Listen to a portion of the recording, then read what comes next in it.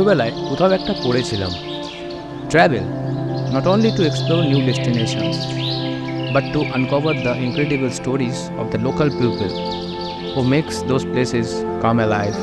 Break down the barriers that divide us by immersing yourself in the lives of local communities. Most of the times, my friends always ask me, why do you travel to the mountains so much?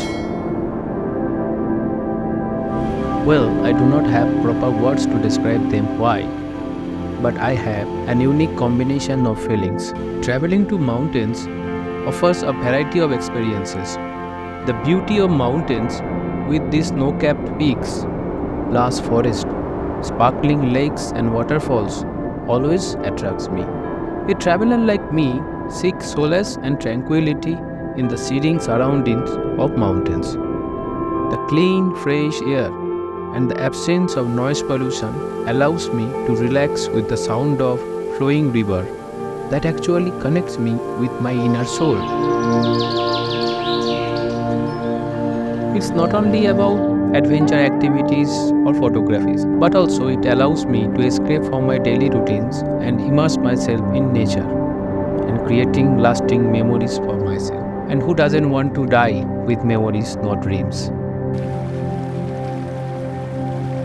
Sometimes by car, sometimes by bike, and sometimes by walking. I have witnessed the magical beauty of mighty Himalaya, starting from sunrise to sunset.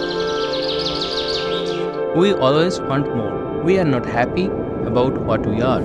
But traveling is a brutality. It forces you to trust strangers and to lose sight of all the familiar comfort of home and friends.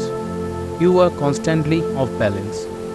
Nothing is yours except the essential things: air, sleep, dreams, the sea, the sky. Every stranger you meet on your travels has the potential to become a lifelong friend. Travel not only broadens your horizons but also opens your heart to the shared experiences and dreams of people from all walks of life.